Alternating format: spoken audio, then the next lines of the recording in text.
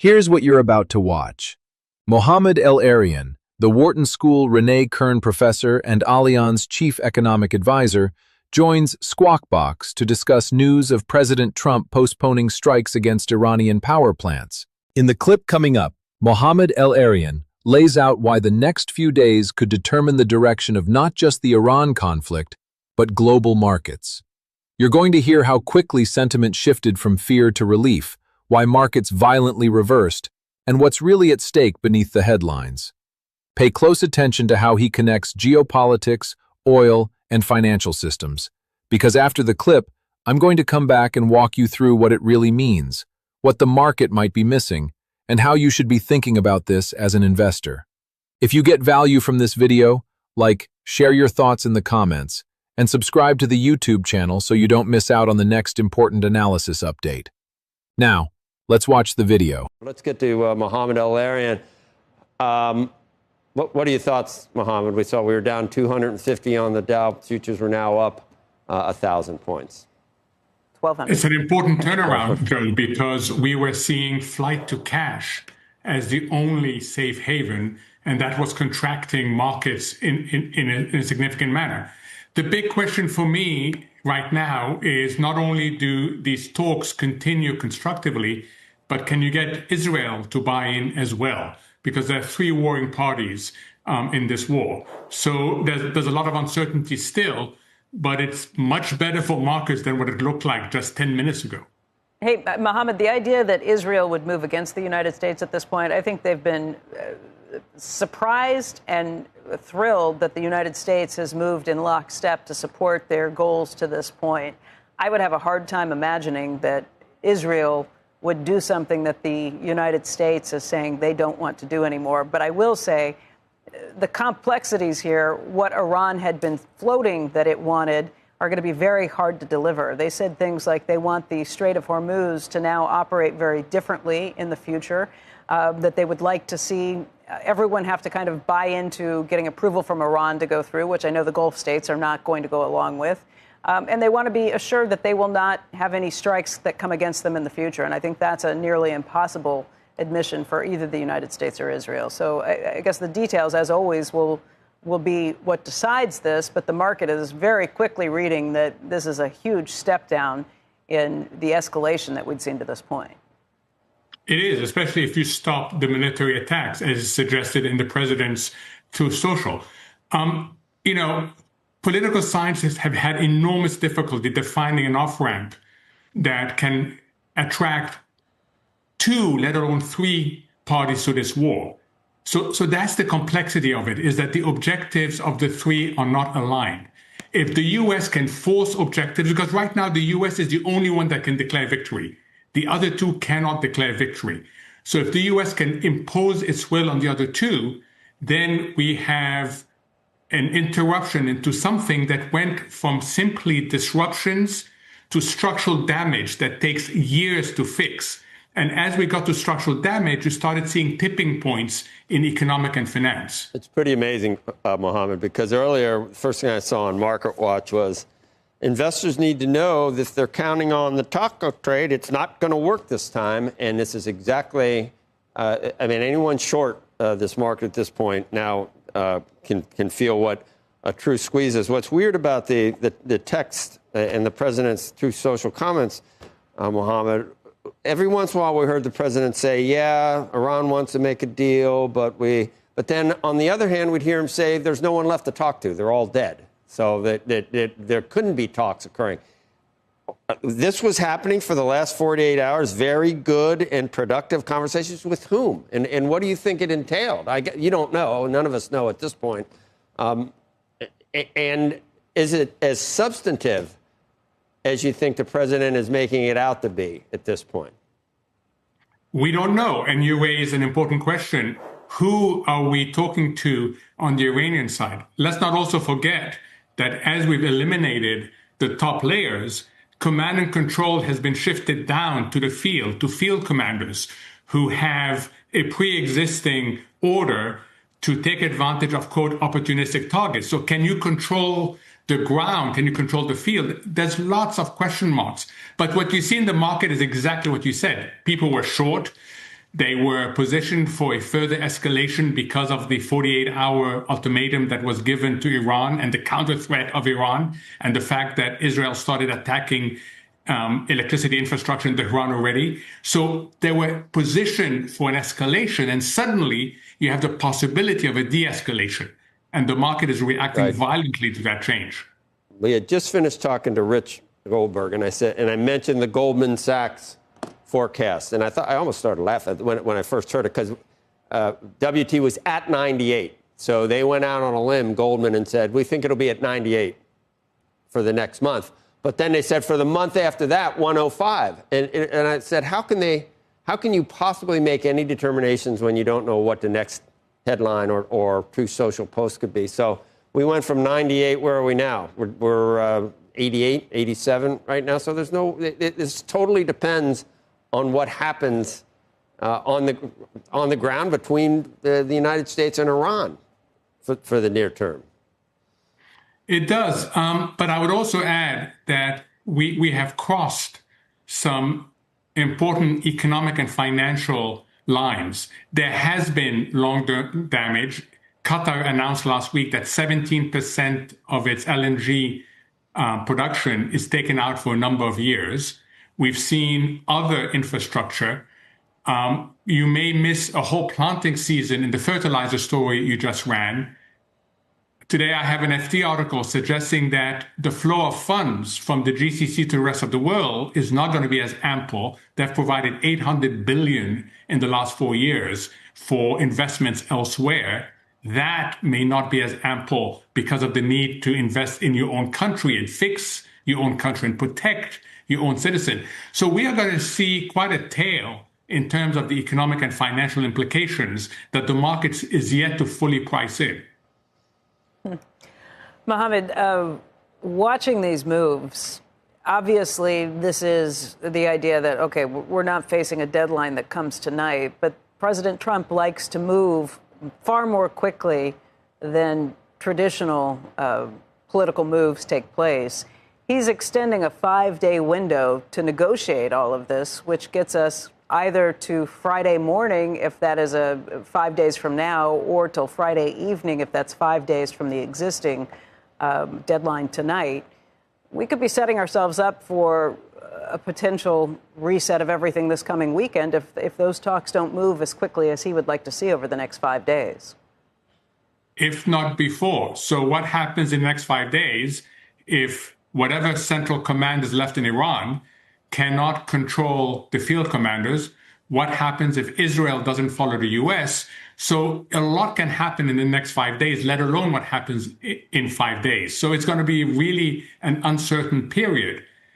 And, you know, asymmetrical wars, you've heard this on the air so many times, asymmetrical wars are really hard to end, especially when you have multi-parties to it. So the next 5 days are going to be critical in seeing whether you could hold the thing together pending these behind closed door negotiations that we've just learned about. All right, so let's break this down, because what we just watched might look like a simple market reaction story on the surface, but underneath it, there are layers of risk, uncertainty, and opportunity that most people are not fully grasping yet. The first thing that immediately stood out to me is how fast the market flipped. We're talking about a situation where the Dow was down roughly 250 points, fear was building, money was flowing into cash as the primary safe haven, and then within minutes, futures swing positive by over 1,000 points. That is not normal behavior. That is not a calm, rational market digesting information step by step. That is a market that was positioned heavily in one direction and got caught completely off guard. And El-Erian hinted at this when he talked about the flight to cash. When investors move aggressively into cash, it tells you one thing very clearly. They are not just hedging. They are scared. They are preparing for a worst-case scenario. And in this case, the worst-case scenario was escalation. A broader regional war. Potential disruption to oil supply. Possibly even closure or interference in the Strait of Hormuz. Now think about that for a second. The Strait of Hormuz is one of the most critical choke points in global energy supply. A massive percentage of the world's oil flows through that narrow passage. If that gets disrupted, You are not talking about small market moves anymore. You are talking about oil spiking violently. You are talking about inflation re-accelerating globally. You are talking about central banks getting trapped again. And you are talking about equity markets repricing risk in a very aggressive way. So when investors started positioning for escalation, it made sense. But then suddenly, headlines shift. Talks are happening. There is a possible pause in military action. And just like that, everything flips. And this is where I want to insert my own perspective. What we are seeing right now is not stability. It is volatility driven by uncertainty. Those are two very different things. A lot of people look at a market rally like this and think, okay, crisis avoided. But that is not what is happening here. What is happening is the market is constantly repricing probabilities in real time. One moment, escalation probability is high, so markets drop. Next moment, de-escalation probability increases, so markets rip higher. But the underlying uncertainty hasn't gone anywhere. And El-Erian makes that very clear when he says the real question is not just whether talks continue, but whether all parties buy in. Because this is not a two-player situation. This is at least three major actors: the United States, Israel, Iran. And each of them has different objectives. That is where things get complicated. Because in traditional conflicts, you might have two sides negotiating. Here, you have multiple agendas. And more importantly, you have misaligned definitions of victory. El-Erian said something extremely important that I think most people will overlook. He said the United States is the only one that can declare victory right now. That is huge, because if only one party can politically justify stepping back while the others cannot, then the probability of sustained de-escalation drops significantly. Think about it. If Iran cannot frame an outcome as a win, they have incentive to continue pushing. If Israel does not feel its objectives are met, it has incentive to continue operations. And if the United States tries to impose an outcome, there is no guarantee the other players follow. So what you end up with is a very fragile situation. And this is why the next 5 days matter so much. That 5-day window is not just a timeline, it is a pressure cooker. Because within that window, multiple things can go wrong. El-Erian pointed out something else that is critically important. Command and control inside Iran has been disrupted. That means decision-making may not be centralized anymore. Instead, authority may be pushed down to field commanders. And those field commanders may already have standing orders to act opportunistically. Now think about the implications of that. Even if top-level negotiations are happening, even if leaders are trying to de-escalate, actions on the ground could still trigger escalation. A single miscalculation, a single strike, a single retaliation, and suddenly the entire narrative flips again. Markets don't wait for clarity, they react instantly. And that's exactly why you're seeing these violent moves. Now let's talk about positioning, because this is where things get really interesting from an investing standpoint. El-Erian mentioned that investors were positioned for escalation. That means short positions. That means hedges. That means defensive allocations. And when the narrative shifted, those positions got squeezed. This is what we call a short squeeze, and it can be extremely powerful. Because when traders are short and the market starts moving against them, they are forced to buy back in to limit losses. That buying pressure adds fuel to the rally, and that's how you get these massive upside moves in such a short period of time. But here's the key point. A rally driven by short covering is not the same as a rally driven by long-term conviction. One is forced buying, the other is intentional investment. And right now, what we are seeing looks much more like forced buying, which means it can reverse just as quickly. Now let's bring oil into this discussion because this is where things start to connect globally. We heard mention of oil prices moving from around 98 down to the high 80s, and the commentary was basically saying forecasts don't mean much in this environment. And I completely agree with that. Because in a situation like this, traditional forecasting models break down. You cannot predict oil prices based on supply and demand curves alone when geopolitical risk is the dominant driver. One headline can move oil 5%, Another headline can move it back down, and that's exactly what we're seeing. But there's something deeper here that El-Erian pointed out, and this is where I think the real long-term story is. He said we have already crossed certain economic and financial lines. In other words, damage has already been done. Even if the war stops tomorrow, even if everything de-escalates perfectly, there are consequences that will last for years. And he gave specific examples. Qatar losing 17% of its LNG production. That's not a small number. That's a structural hit to energy supply. He talked about potential disruption to fertilizer cycles. That impacts agriculture, which impacts food prices, which impacts inflation globally. He mentioned that capital flows from the Gulf Cooperation Council may slow down. That is massive, because those capital flows have been a major source of global investment. Hundreds of billions of dollars over recent years. If that capital gets redirected inward to rebuild and protect domestic economies, that means less liquidity flowing into global markets, and less liquidity can mean lower asset prices over time. So while the market is celebrating a potential de-escalation in the short term, it may not be fully pricing in the long-term economic consequences. And this is where I want to give you my take.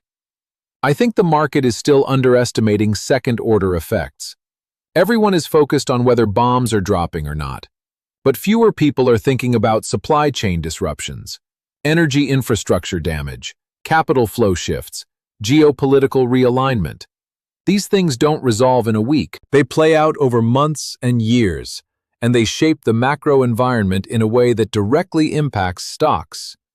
So when you're thinking about investing right now, you cannot just look at headlines. You have to think in layers. Short-term reaction, medium-term adjustment, long-term structural change. And right now, all three are happening at the same time, which is why the market feels so chaotic. Now let's come back to that 5-day window again, because this is really the focal point of everything. The next 5 days are not just about negotiations. They are about control. Can leadership actually control what's happening on the ground? Can they prevent rogue actions? Can they align objectives across multiple parties? Because if the answer to any of those questions is no, then the probability of renewed escalation goes up significantly. And if escalation returns, markets will react just as violently in the opposite direction. So what we are dealing with here is a highly unstable equilibrium. It can tip either way very quickly. And that's why you are seeing this level of volatility. This is not noise. This is the market trying to process a very complex, very fluid situation in real time. And as investors, the key is not to predict every move. It is to understand the forces at play. Because once you understand the forces, you can position yourself accordingly. And right now, the forces are uncertainty, geopolitics, and liquidity. Those three things are driving everything, and until one of them stabilizes, this environment is going to remain extremely volatile. Now let's take this a step further, because understanding what just happened is only half the equation. The real advantage comes from understanding what happens next, and more importantly, how different outcomes could reshape the market in very specific ways. Because right now, we are not dealing with one single path forward. We are dealing with multiple possible scenarios, and each one has very different implications. Let's start with the most optimistic scenario, which is what the market is currently trying to price in. That is a successful de-escalation. Talks continue. All parties, even if reluctantly, move towards some form of agreement. Military actions pause, and the situation stabilizes, at least temporarily. If that happens, what do you think the market does? Well, we already got a preview. You get a relief rally. Risk assets move higher. Stocks that were beaten down during the fear phase bounce aggressively. Oil pulls back because the immediate supply disruption risk decreases. And you start to see capital flow back out of defensive positions into growth and risk-on trades. But here is where I want to slow you down, because even in this best-case scenario, things are not going back to normal. And this is where a lot of investors make a mistake. They assume that if the conflict de-escalates, everything resets. But that is not how markets work. Markets remember. Infrastructure damage does not disappear. Supply chains do not magically repair overnight. Investor psychology does not instantly flip from fear to confidence. So yes, you may get a short-term rally, but underneath that rally, there could still be fragility. And that creates a very specific type of market environment. Choppy, headline-driven, quick reversals. And that is an environment where timing becomes extremely difficult. Now let's move to the second scenario, which I think is the one that deserves the most attention. A prolonged, contained conflict. Not full escalation, but not true peace either. This is where things get very interesting, because in this scenario, the war does not end, but it also does not spiral out of control. Instead, it lingers. You get sporadic strikes, you get ongoing tensions, you get continued uncertainty, but no clear resolution. This kind of environment can actually be more complicated for markets than a full escalation, because it creates a constant state of unease. Oil prices remain elevated but volatile. Supply disruptions are intermittent, inflation pressures persist, and central banks are stuck in a difficult position. Do they tighten to fight inflation? Or do they hold back because of geopolitical risk? This is where you start to see policy uncertainty layer on top of geopolitical uncertainty. And when that happens, markets struggle to find direction. Now let's break this down by sectors, because this is where you can start to see opportunities. First, energy. If the conflict remains contained but ongoing, energy companies could continue to benefit. Because even without a full supply shock, the risk premium stays embedded in oil prices. That means oil does not need to spike to 120 or 150 to be profitable for these companies. Even sustained levels in the 80 to 100 range can drive strong cash flows, and that is something long-term investors should be paying attention to. Now let's talk about defense. This one is almost straightforward. In any scenario where geopolitical tensions remain elevated, defense spending tends to increase. Governments allocate more budgets to military capabilities, contracts increase, and defense companies benefit from that long-term trend. But here is where I want to add nuance. Defense stocks often move ahead of actual spending increases. They price in expectations early. So, by the time the headlines confirm increased budgets, a lot of that upside may already be reflected in the stock price. So timing matters here. Now let's shift to global equities more broadly. In a prolonged conflict scenario, you tend to see divergence. Not all markets react the same way. Some regions are more exposed than others. Europe, for example, tends to be more sensitive to energy disruptions. Emerging markets can be impacted by capital flow changes. The United States often acts as a relative safe haven. So you could see a situation where U.S. equities outperform while other regions struggle. And this is where asset allocation becomes critical. Because it is not just about picking stocks, it is about understanding where capital is likely to flow. Now let's move to the third scenario, which is the one the market was initially fearing: escalation. And I want to be very clear here. This scenario has not gone away. It has just been temporarily repriced lower. If negotiations fail, if the 5-day window closes without progress, if actions on the ground trigger retaliation, then escalation comes back into play very quickly. And if that happens, the market reaction could be severe. Oil spikes, volatility surges, equities sell off, safe haven assets rally, and liquidity conditions tighten. But here is something important to understand. Markets do not just react to events. They react to expectations versus reality. If escalation happens suddenly, without being fully priced in, the move will be more violent. But if warning signs start to build, the market may begin to adjust gradually. So one of the key things you need to watch is not just headlines, but how the market responds to those headlines. Is it overreacting? Is it underreacting? Is it ignoring risks? Because sometimes the biggest opportunities come when the market misprices reality. Now I want to go back to something El-Erian mentioned, because I think it is one of the most important points in the entire discussion. He talked about structural damage, and this is where we need to zoom out, because short-term market moves are one thing, but structural shifts are what create long-term trends. When you start seeing damage to energy infrastructure, when you start seeing shifts in global capital flows, when you start seeing changes in supply chains, those are not temporary effects. Those are the kinds of changes that reshape industries. And as investors, those are the moments you want to pay attention to, because they can create new winners and new losers. For example, if global energy supply becomes more uncertain, you could see increased investment in alternative energy sources. If supply chains become less reliable, companies may shift toward regionalization. If capital flows change, certain markets may see less investment while others attract more. These are second-order effects, and they often take time to fully play out. But when they do, they can drive some of the biggest opportunities. Now let me give you my personal take on this. I think we are entering a period where geopolitical risk is no longer a background factor. It is becoming a primary driver. For years, markets were largely driven by monetary policy, interest rates, central banks, liquidity. But now, geopolitics is starting to take center stage, and that changes how you need to think as an investor.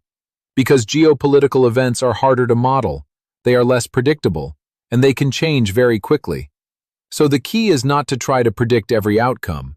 It is to build a framework, understand the scenarios, understand the probabilities, and position yourself in a way that can adapt. Now I want to bring this back to the 5-day window one more time, because everything we are discussing ties back to that.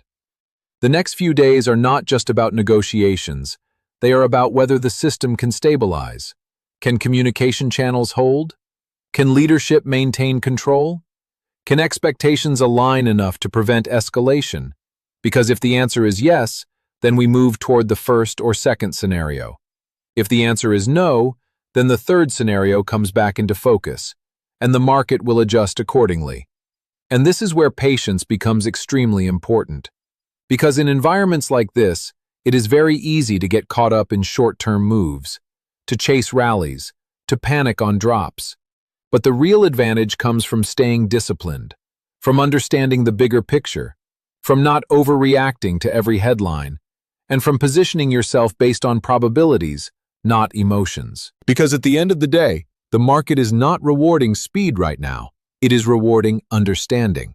And if you can step back and really analyze what is happening, you put yourself in a much stronger position than most participants who are just reacting in real time. Now let's bring everything together, because this is where the real edge is.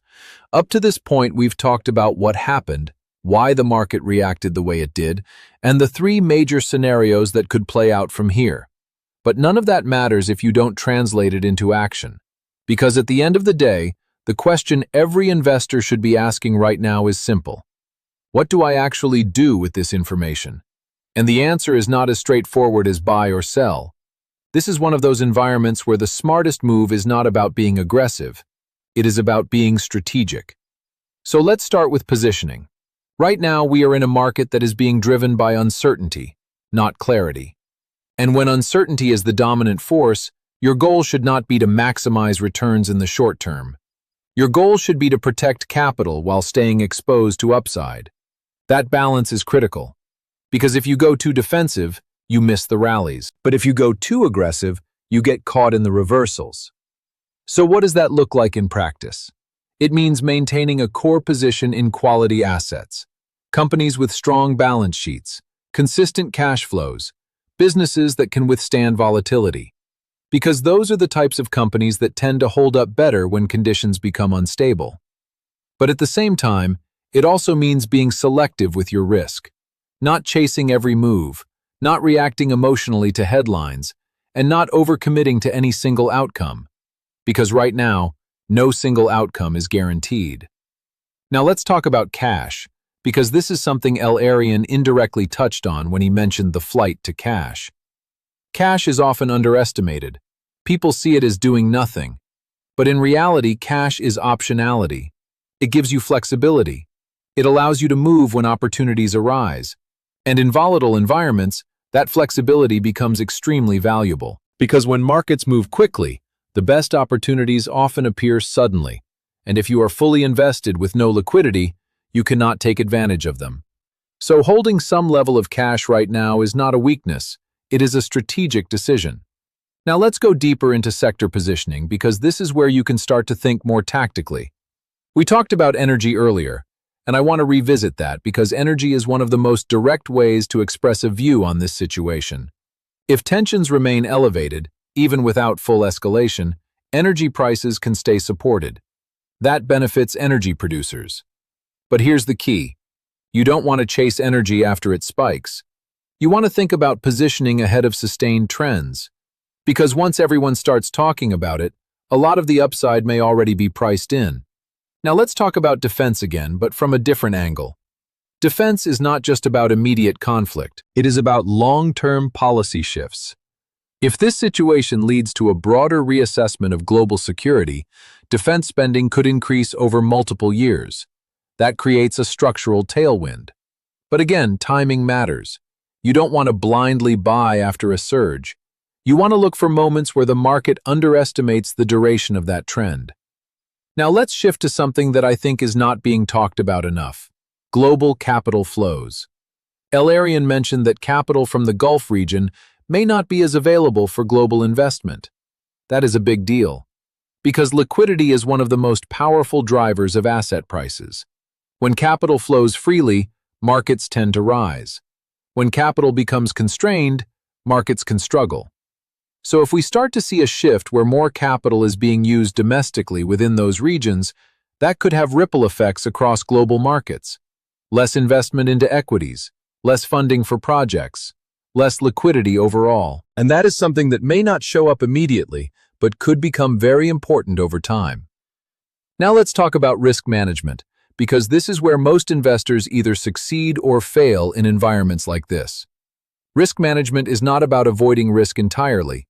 It is about controlling how much risk you take relative to the uncertainty you face.